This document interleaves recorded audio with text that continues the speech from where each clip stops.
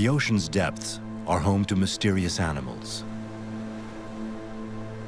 Amongst them, a creature known mostly by its corpses, the sea serpent. Beachings have enabled scientists to study the strange anatomy of this bony fish, the longest in the world. Its head, crowned with a tuft of rays, has earned it the name King of the Herrings, or more commonly, the Oarfish. But because it had rarely been observed alive, little or nothing had been known about its biology. Until today.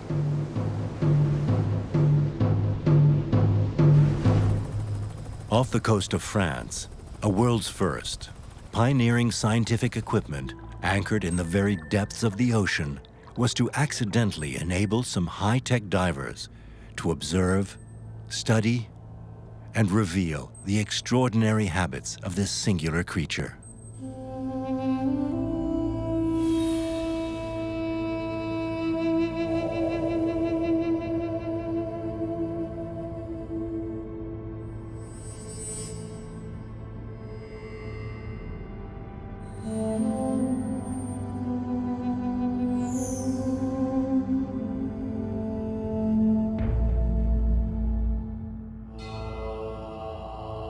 Until the turn of the 19th century, the sea serpent belonged to the class of legendary sea monsters, mythical creatures which haunted the imagination of men and the shadowy edges of marine charts.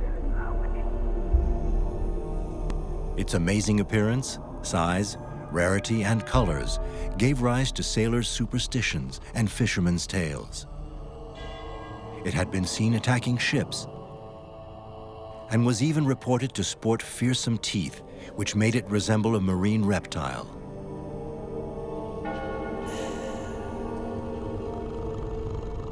In the 19th century, its teeth were to disappear, thanks to the descriptions of the first naturalists. Nevertheless, their observations were rare, unreliable, and scattered.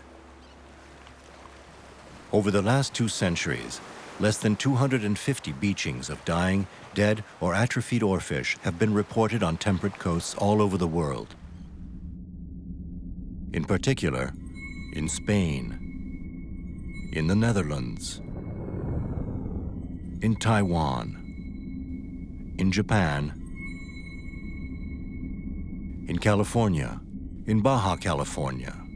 The longest ever found measured an astonishing 23 feet. Recently, through an incredible combination of circumstances, this giant fish had been observed, quite alive, off the French coasts. In the south of France, the carefree Riviera, with its yachts, citadels, and fine sand beaches. Every year, more than 12 million tourists delight in the pleasures of the warm waters of its slim coastal fringe. But who would have thought that the implementation of a strange scientific apparatus off the coast of these beaches would make sea monsters reappear?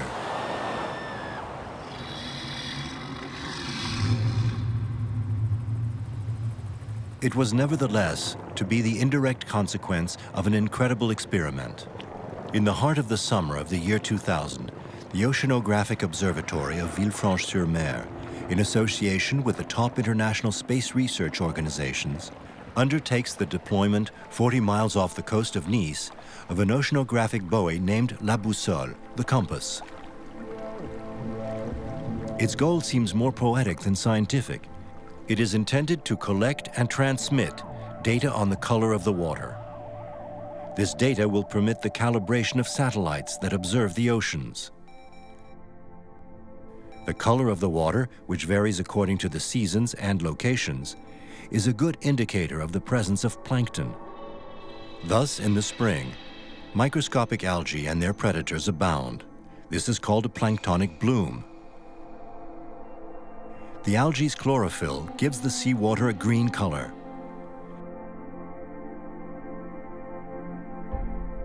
Here starts the vast food chain of the oceans.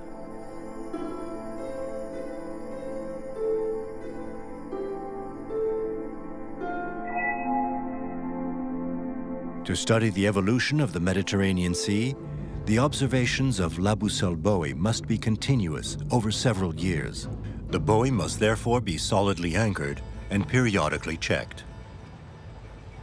To carry out this maintenance, a passionate biologist.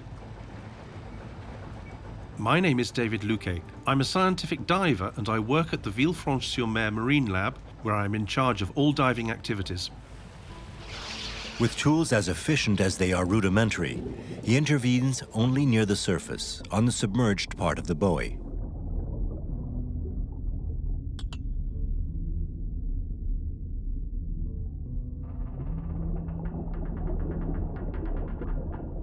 Beyond this, he hands the work over to other specialists of underwater projects. To be at the heart of plankton production, scientists decided to anchor the buoy in the middle of a gyrating current. Problem? In the chosen location, depths exceed 8,000 feet.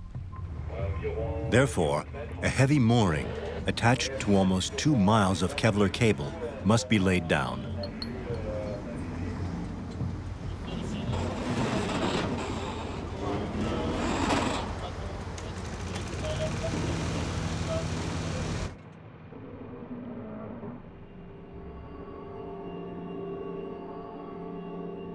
Lost in the immensity of the ocean, the buoy, its structure and its chain attracts many ocean wanderers. Barrelfish, amberjacks, pilotfish, and finally, the Atlantic wreckfish. These fish live in the photic zone. That is to say, the layers of water at low depth sufficiently exposed to light so that photosynthesis is possible. By the buoy's shadow cone, all find both food and shelter. Most swim by sight. Some come to feed on algae which grows on the structure, and the smallest are devoured by the largest. Others, finally, such as pilotfish, are specialized in one particular activity: feeding on leftovers of meals or parasites of large predators that visit the buoy,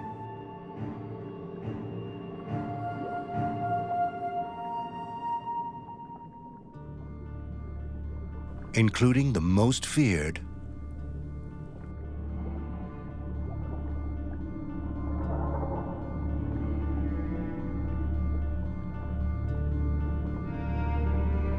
the great white shark.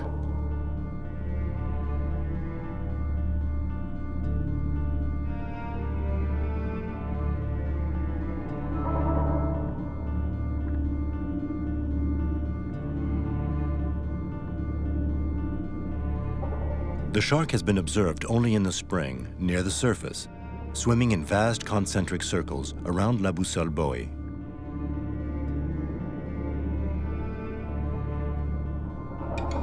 A small population, estimated at merely 350 great whites, survives in the Mediterranean. What have they come to look for here, 40 miles from the Riviera coast? Most likely other visitors to the buoy, such as tuna.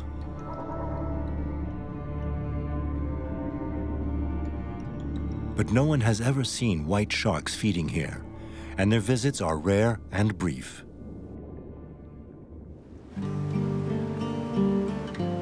David can expect such unforeseen encounters during his monthly maintenance visits to the buoy.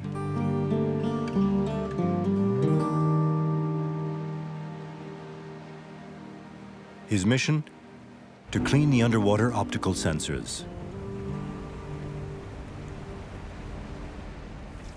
The equipment is still just as rudimentary, but efficient. Solidly fastened to the diver so as not to sink 8,000 feet to the bottom.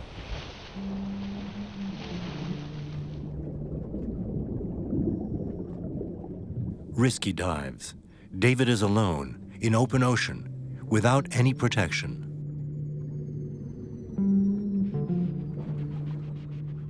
In less than a month, colonies of algae and seashells render the buoy's 20 measuring instruments totally inoperative. To every sensor, a specific brush.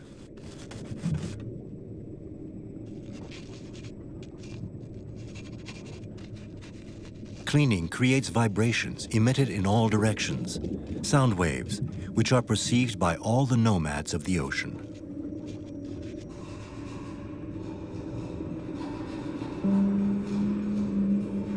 They awaken their curiosity. These sounds propagate along the structure all the way down to the depths. Fish do not know man, therefore do not fear him. And their curiosity is reciprocal.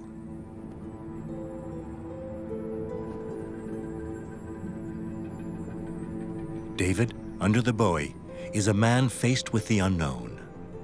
I remember. It was in April. During the plankton bloom, the water was really dirty. I had just finished my job and was going to inspect the lower part of the buoy attached to the Kevlar cable. And that's when I saw a very long silver ribbon rising from the depths.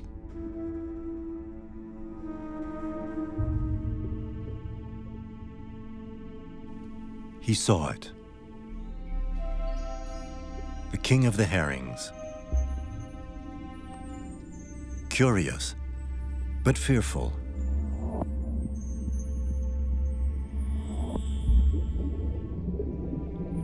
For the first time ever, a diver swims with the mythical fish.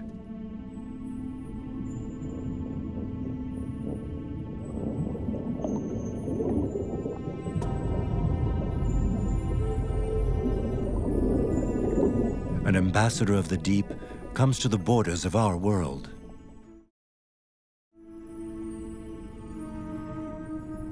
David discovers that it swims vertically, not horizontally, like the sea serpents in ancient prints. Curiously, the tail of the animal is split. Could this be the result of an encounter with the great white shark? To answer this, David would need to get close and to observe the bite marks. Unfortunately, his bubbles seem to frighten the animal. This accidental encounter is too brief to examine the wound. After a few minutes, the crowned fish returns to the aphotic zone, depths where so little light penetrates that photosynthesis is no longer possible.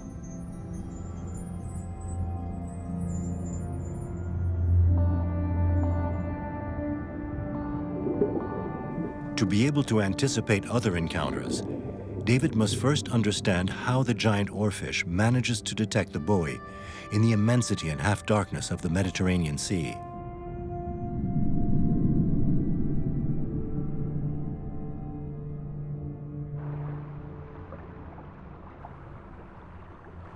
Luckily for him, at thousands of miles from the buoy, a series of extraordinary events was going to enable scientists to reveal unknown facets of the biology of this mythical fish.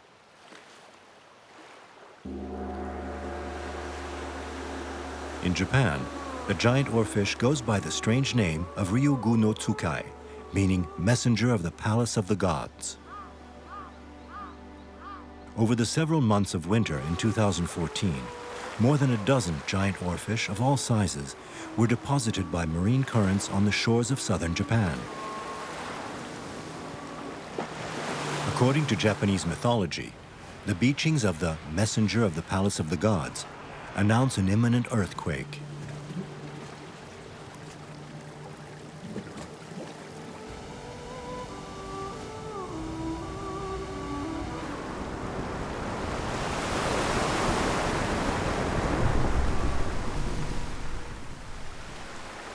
These sudden appearances have never been proved to be correlated to seismic activity in the region.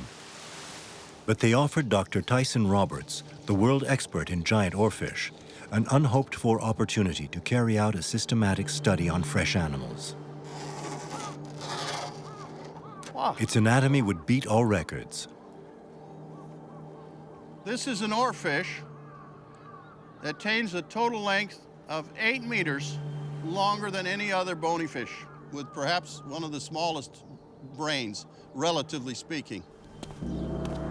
To prove it, He's going to use the latest technological advances in a veterinary clinic. We need to hear. The Japanese provided him with a magnetic resonance imaging machine, or MRI, which produces images in 2 or 3 dimensions of a living body. Applied to a giant oarfish head, the veterinarian MRI, designed for small animals, enables them to create images finer than with a human MRI, indispensable to isolate the brain of the giant oarfish with its ramifications. I'd like to know more about its brain and its glandular system. Oarfish anatomy is basically got nearly all of the organ systems and organs of human anatomy. This really is the first attempt, a concerted attempt, to learn as much about oarfish anatomy as we can.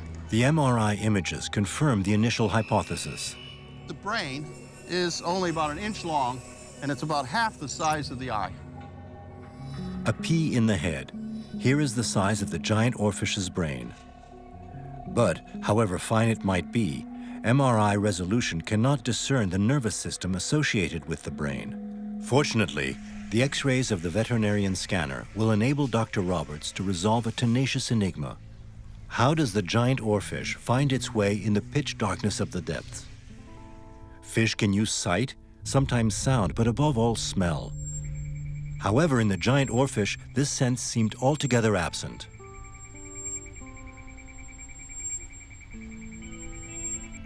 I've examined now something like 35 specimens of oarfish, and I've never seen a nostril, the external opening of the olfactory organ.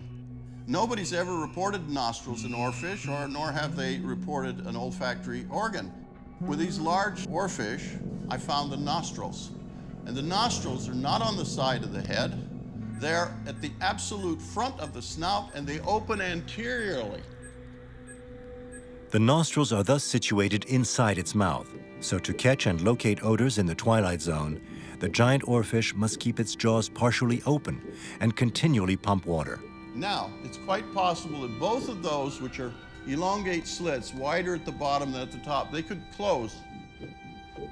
So opening and closing could provide a possibility of directional sensation.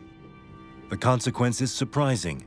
The giant oarfish is capable of working its way back up the trail of odors in the vastness of the ocean, simply by making pirouettes. If you're receiving a strong olfactory signal in your nose, but you don't know where it's coming from, you face in the direction you think it might be. And if it's weak, then you close the nostrils, and then you turn to another direction where it might be and open the nostrils. And if it's stronger, then you home in on it by successively moving your head and opening and shutting the nostrils. It's a real underwater game of blind man's bluff. When the eyes see only an infinite expanse of blue, the giant oarfish with its tiny brain can localize, go to, and remain around la boussole buoy, thanks to a particular smell. Could it be the smell of the buoy? That of a food source? Or another scent altogether emitted by a creature of the depths? To make a clean breast of it, David must dive to the very limit of the photic zone, where all light stops. As this is beyond his capacities, David calls upon a specialist of deep dives in the Mediterranean, Italian cameraman Roberto Rinaldi. I'm very excited at the idea of encountering the oarfish, but as soon as we started heading for the open sea, I lost my bearings and felt like a tiny speck in the big blue. It will be very difficult to find the oarfish. To approach it, he plans on using a respiratory apparatus which combines performance with discretion, the rebreather. With the rebreather, you can go deep and stay underwater for a long time. The gas mixture that you breathe is recycled, but the most significant advantage is that you do not produce any bubbles. Fish are afraid of bubbles, so the rebreather increases our chances of getting close to the oarfish. On the way to La Boussole Buoy, David suggests diving under another nearby one, equally moored at a depth of 8,000 feet, a meteorological buoy simply named the Côte d'Azur. It's a sophisticated instrument that measures temperatures, swells, and wind speed and supplies data to forecast centers.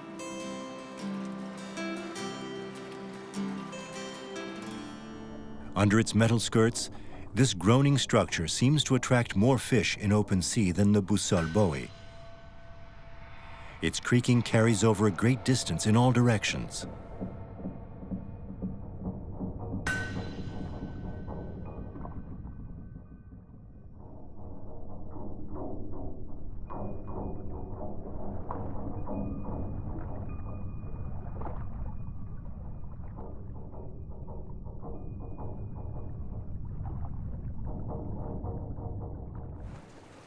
Nothing is left to chance.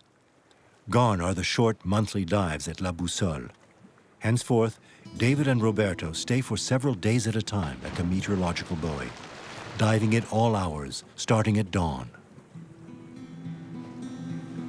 They've synchronized their visit with the spring peak of plankton production, therefore of animal proteins. Thus, if the giant oarfish is indeed attracted by a source of food that gives off a smell, or by the sounds of the buoy, they increase their chances of an encounter.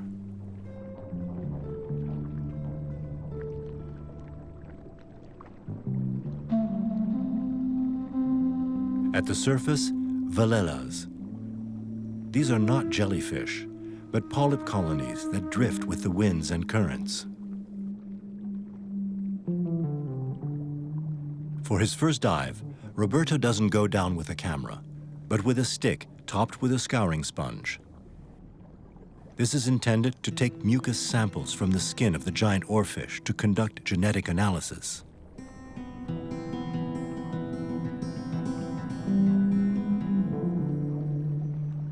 David at shallow depths with his air tank, and Roberto deep down with his rebreather.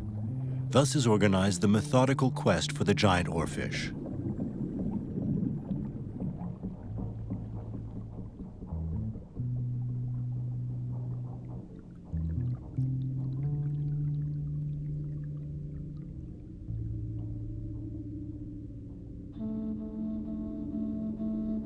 These serpent-shaped creatures are neither giant oarfish nor jellyfish, but salps, animals who filter bacteria and phytoplankton and develop their chain of fellow creatures by hermaphroditic reproduction.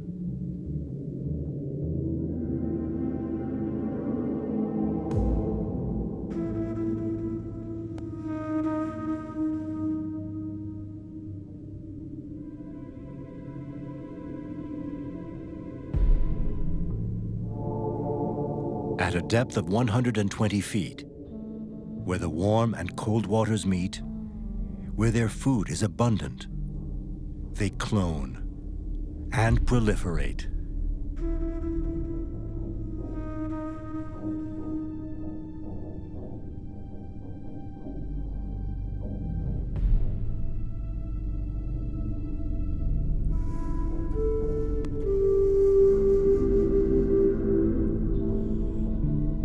In this organic soup, Roberto made a record-breaking encounter.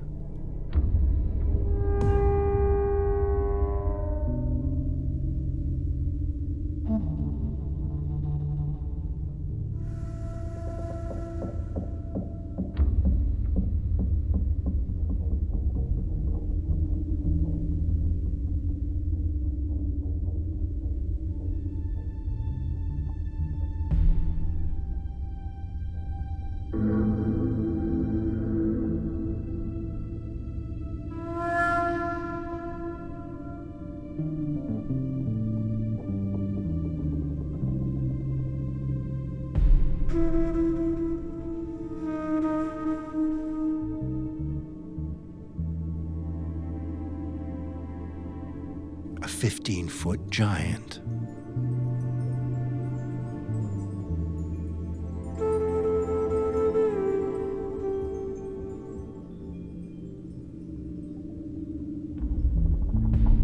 The largest living oarfish ever observed in its environment.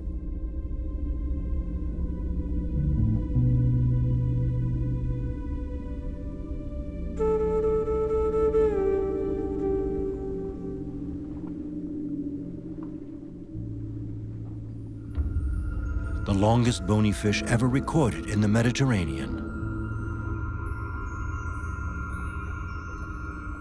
Its tail isn't split, unlike that of the first animal observed by David.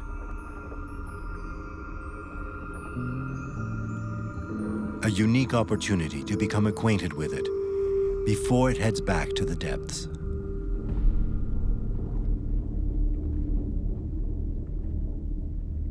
To be able to take a mucus sample, Roberto relies upon the discretion of his rebreather and upon the fish's curiosity.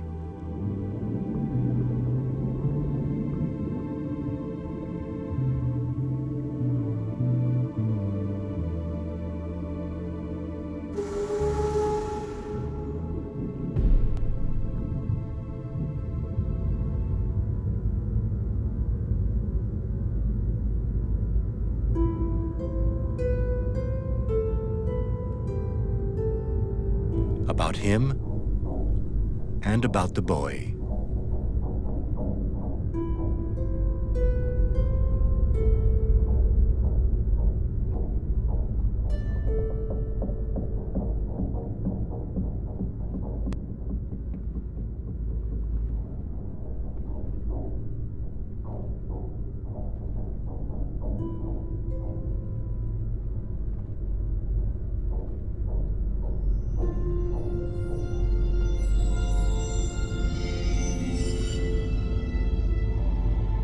Curiously, the smooth, scaleless skin of the oarfish seems insensitive to this rough contact, to any contact.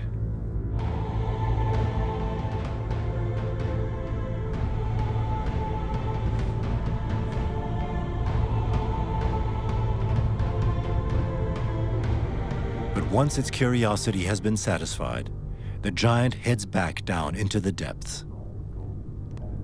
Covered with its precious mucus, the scraper is sent in alcohol for analysis to the University of Western Brittany. Eleonore Meheu tries to extract the giant's DNA and compare it with rare samples from beached animals. In fact, there is very little genetic data available. We can learn a lot from a genetic study with samples from live animals in their natural environment.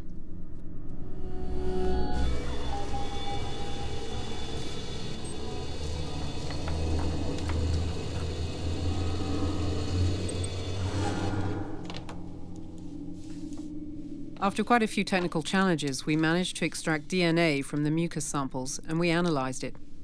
We found a 10% variation between different individuals from the same species. It's quite surprising for a given DNA sequence. In fact, it looks like there are two different populations, two different species of oarfish, and our sample comes from one of them. This data seems in keeping with the hypothesis of Dr. Tyson Roberts, who believes that there isn't one, but two species of giant oarfish. In the Mediterranean, the giant oarfish belongs to the species Regalicus glessinae, present in temperate waters all over the world. In the warm waters of the Pacific Ocean, it's the species Regalicus russellii which dominates. The differences in the morphologies of the two kings of the herrings are subtle. Glessinae possesses between 4 to 7 more crests on its crown than russellii. The University of Western Brittany focuses less on these morphological debates than on a most puzzling enigma. What does the giant oarfish feed on in the Mediterranean? We even initiated some fatty tissue studies. We tried to reconstruct the food chain with the available samples. Instead of getting some stomach content, we used the fat which abounds in animal tissues. There's a direct link between the composition of the prey fatty tissue and that of its predator. Unfortunately, the mucus did not provide satisfactory results. Ideally, we need real tissues, like fins. A mission which seems impossible, taking samples from fin tips, not from one, but from several living giant oarfish.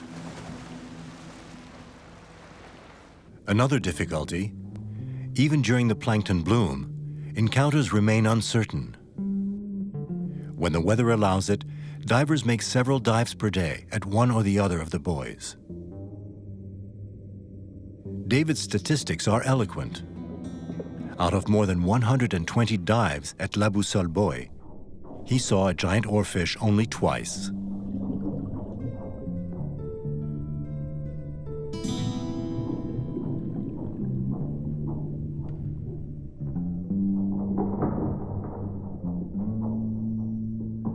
Luck does not exist. Only perseverance pays off.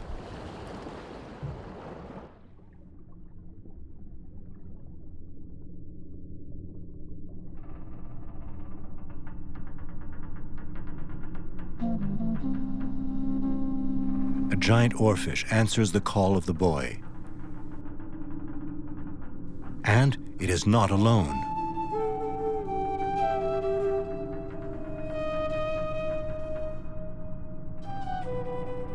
How can these open ocean fish meet up here at the same time? Probably thanks to their sense of smell. Still, they need to emit a substance which can travel over long distances with the currents. But what might this substance be? A pheromone, that is a specific chemical produced by an oarfish to attract another oarfish. Thus, the giant oarfish is capable of sending out a coded message, only detectable by other giant oarfish over very long distances. And when they're close, the giant oarfish communicate by using body language. What is the significance of the dorsal fin crests and of the pelvic fin or oars, which give the fish its name? They look obviously like intraspecific signaling devices. The divers are going to confirm this hypothesis. To be seen by its fellow creatures, the fish, with mirror-like skin, adopts an astonishing posture. The cross.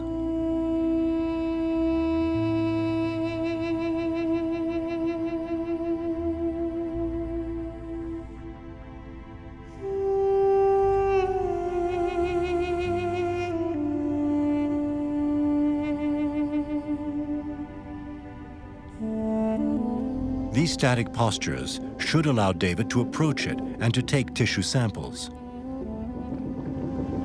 But he'll still need to be able to swim at its pace and force it to remain near the surface. Easier said than done. With its small fin that vibrates, it doesn't seem to move, but it's constantly vibrating, and it can be very fast. It's a real trap because this fish has the nasty habit of sinking just like that. It looks like it's not moving, not doing anything. Does verticality have the same importance for a fish like it does for us? For the divers, descending is easy, but they risk the bends by coming back up too quickly. One solution remains, passing gently underneath the giant oarfish.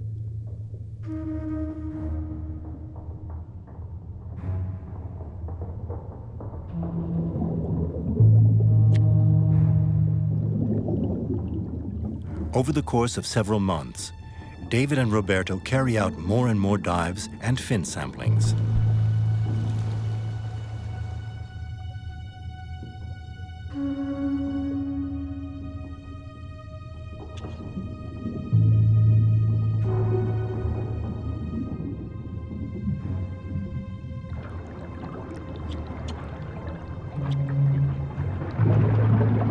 Each time they return to port, they send the samples to the university laboratory.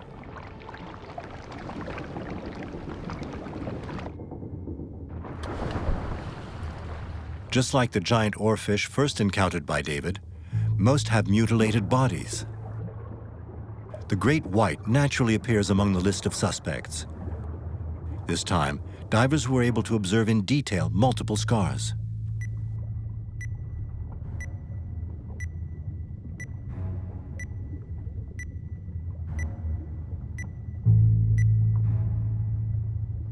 Dr. Tyson Roberts puts forth another hypothesis based on the numerous animals washed ashore in Japan.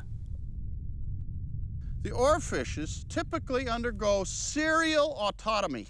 What do I mean by that? I mean they undergo a consecutive series of self-amputation. It's like in a lizard when it drops its tail, except the lizard can only drop its tail at one place. The oarfish can drop the body posterior to the vent repeatedly, starting from just in front of the caudal fin, and then progressively breaking off additional parts that are either short or long, or short or long, or any length. It can, or once at a time, and it can do it all the way up to the vent, which is right here. So we can get oarfishes in which only this much is left. Unlike the lizard, the giant oarfish doesn't abandon its tail to escape a predator, but for other astonishing reasons. The autonomy, the extent of autonomy and the number of times autonomy is totally a matter of individual history. It's energy conservation to metamorphose into a body form where you're only conserving your gonads and your vital organs. But it's very rare in fishes. This is the only fishes known that do that.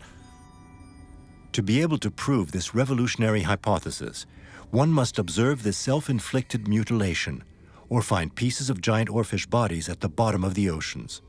One might as well try to find fish bones in the muddy sea floor. But nearby to the village of Macerata, on the eastern coast of Italy, a geologist had a stroke of luck.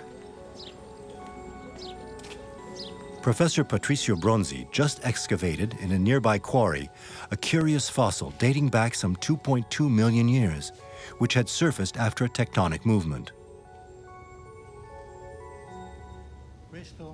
This is the only oarfish fossil that's ever been found. It is the posterior part of the body. It's folded in two, but we can open it.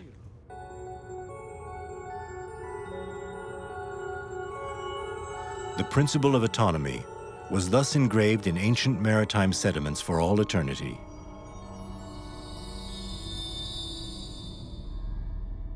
Other clues, notably its feeding habits, might be found by lipid studies, thanks to the fins collected by David and Roberto. Still, it's now necessary to identify the preys of the giant oarfish, and thus their lipid signature. We're going to sink some special traps. One is going to be near the surface to catch shallow drifters, and the other one will be deeper to catch small fish and crustaceans.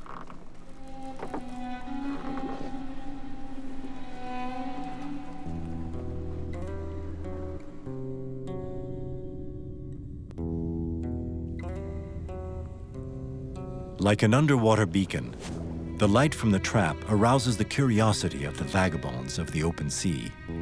They swim around the net or try to find refuge in it.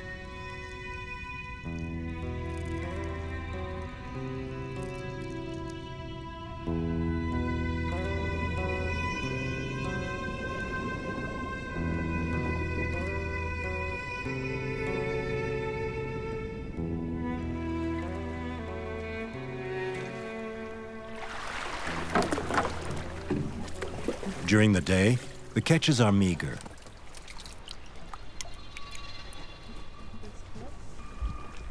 But when the trap is immersed for a whole night, the morning collections reserve many a surprise.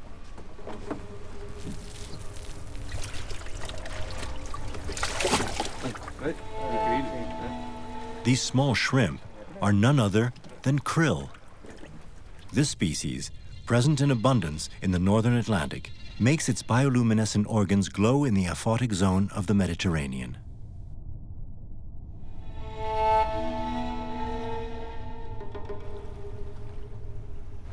Better, after sample analysis in the lab, the lipid signature of this krill is found in the flesh of the giant oarfish. At night, krill make their vertical migrations towards the surface to feed on plankton. Thus, they avoid diurnal hunters like most of the fish which swim around the buoys.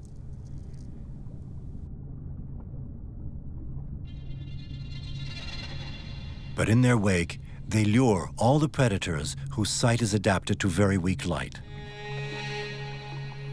Among them, the giant oarfish.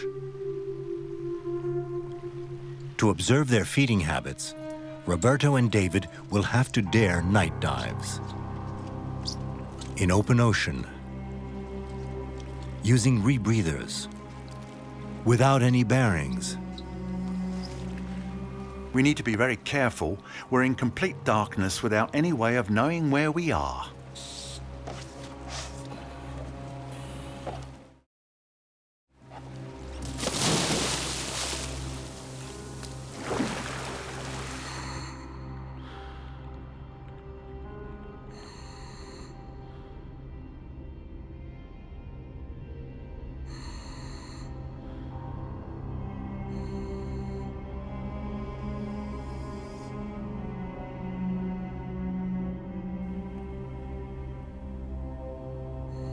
Strange, ghost-like visitors make their appearance out of the infinite darkness.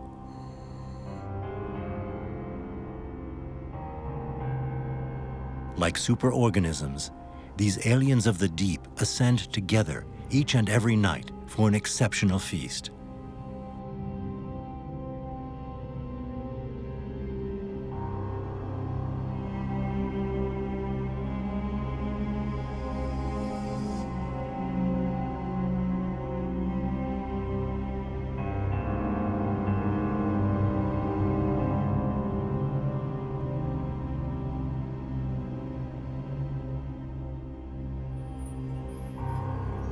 It is the largest biomass migration in the world.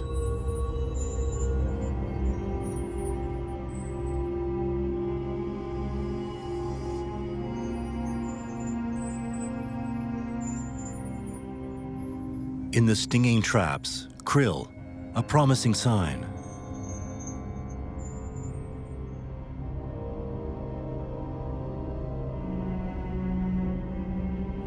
But where have the fish gone?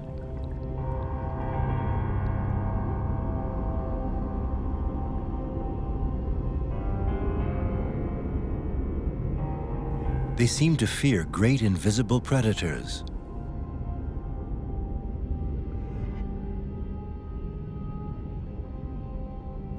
And huddle together.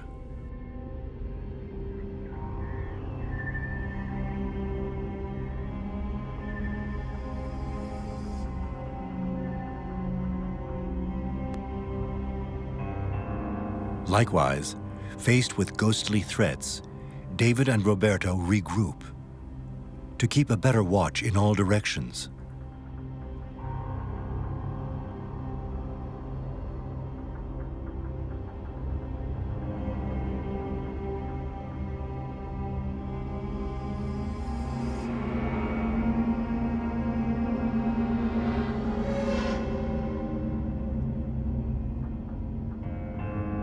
A sunfish, false alarm.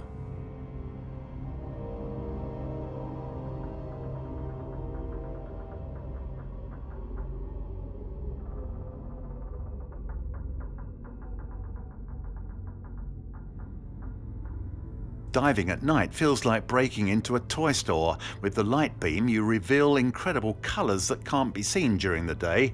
You know there are toys all around you, although you can only see a few. But it's enough to be amazed.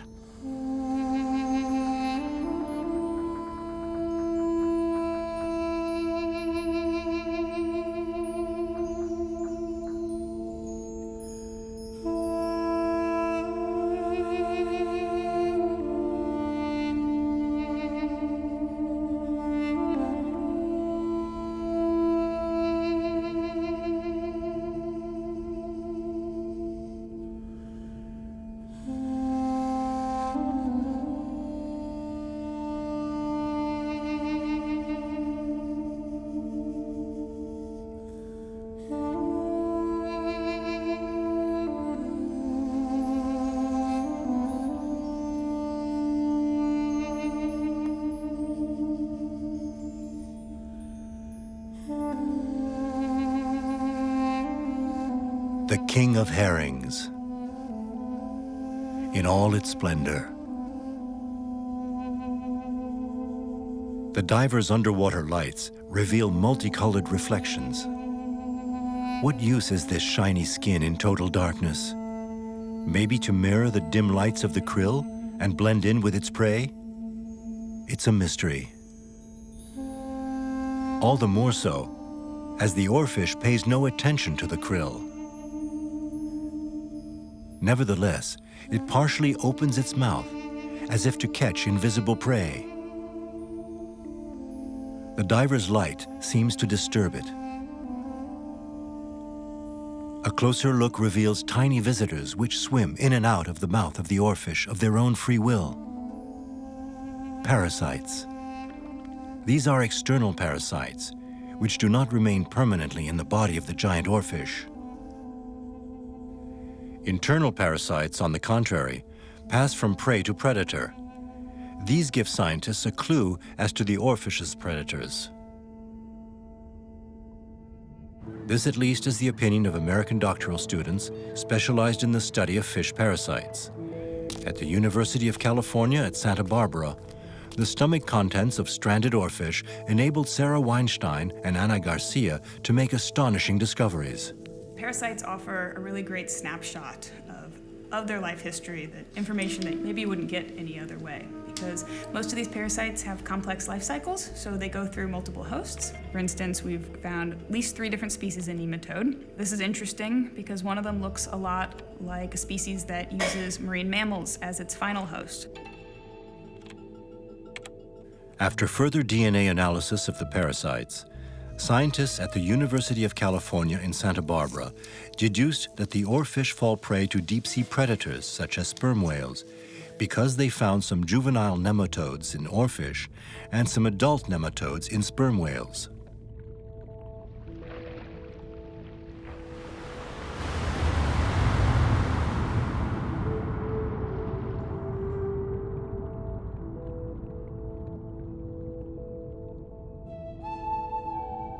These nematodes actually end up in the oarfish. They're picking it off of something they're eating, like krill.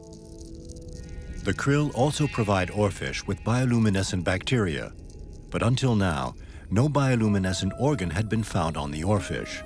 For good reason. Bioluminescent organs become undetectable once a fish dies, and no one had ever dived in the twilight zone with a living oarfish. Revealing such organs would be difficult. Bioluminescence is a low-emission phenomenon compared to the ambient light we are accustomed to. So David and Roberto suggest replacing the ordinary diving lamps with ultraviolet ones, which reveal fluorescence, a possible indicator of bioluminescence, notably the luminescent lures of the krill eaters.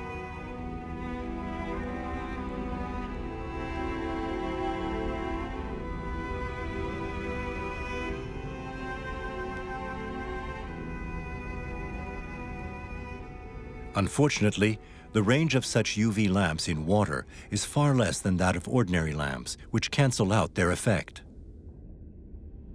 The task is both dangerous and difficult.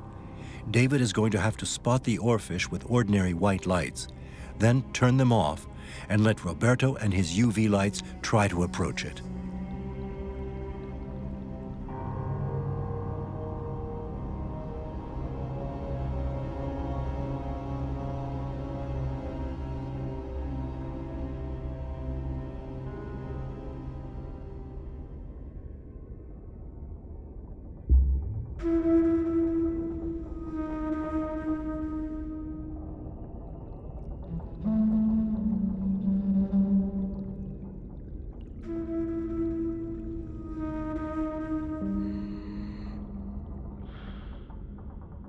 Daring challenge.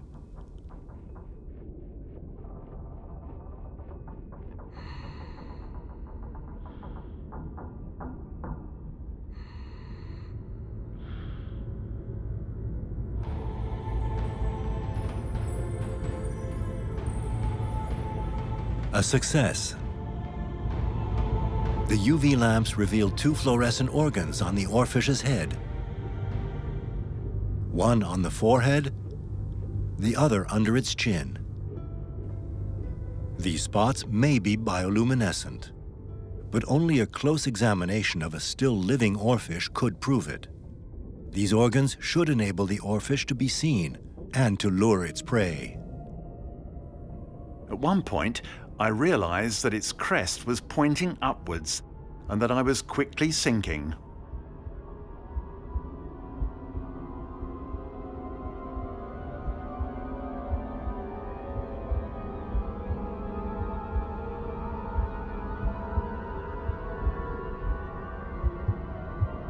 When I looked at the depth gauge, it indicated 71 meters. This fish had trapped me and was taking me home to its abyss.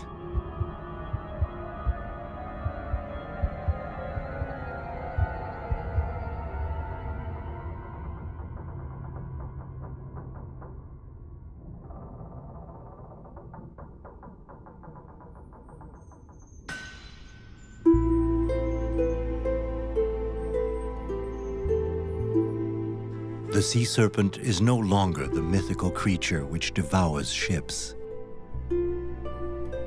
Its only menace, its spellbinding beauty.